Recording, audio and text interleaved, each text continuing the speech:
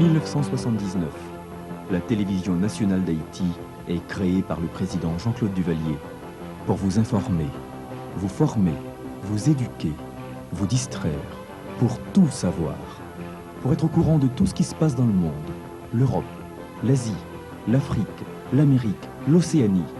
Ayez le monde entier chez vous en captant la seule chaîne qui couvre tout le pays, la télévision nationale d'Haïti.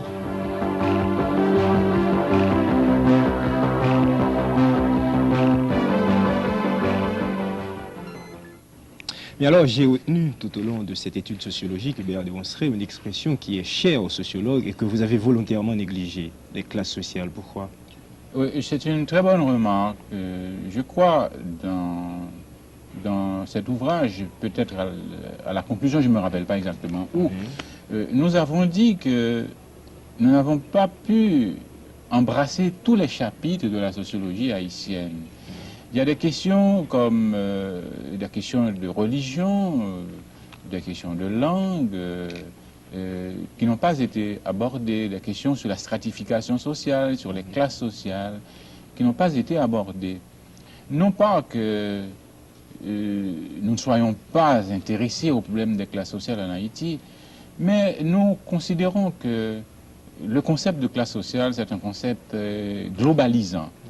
Or, étant donné que les recherches du SCHIS étaient plutôt orientées vers des recherches empiriques, vers des études microscopiques, si vous voulez, puisque nous travaillons plutôt sur des entités restreintes, nous nous sommes réservés de revenir plus tard sur la notion de classe sociale, et qui débouche, d'après nous, sur une analyse macro-sociologique et partant sur un problème de société.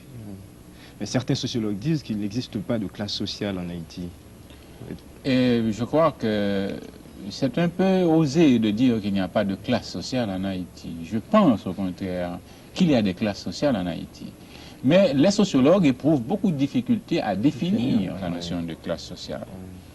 Et si nous passons en revue, nous ne voulons pas faire trop de théorie sociologique ce matin, mais si nous passons en revue les différentes définitions qui ont été proposées par les plus grands sociologues, nous aboutissons à deux critères fondamentaux dans la définition du concept de classe sociale.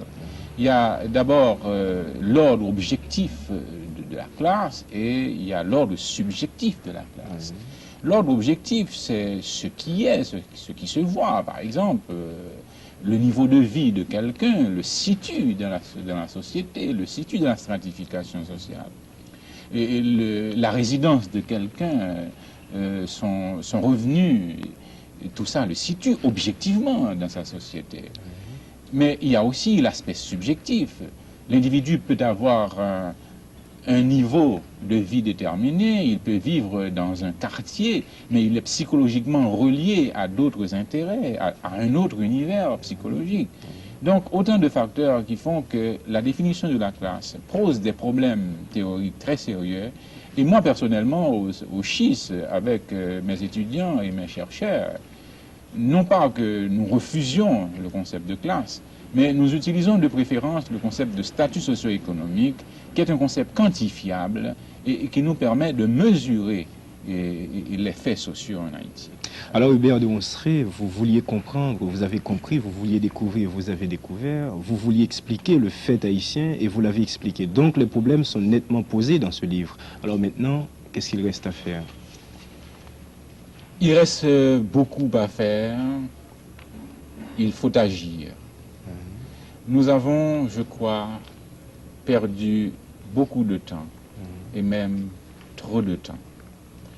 Aujourd'hui, il faut redonner aux valeurs de notre milieu leur chance.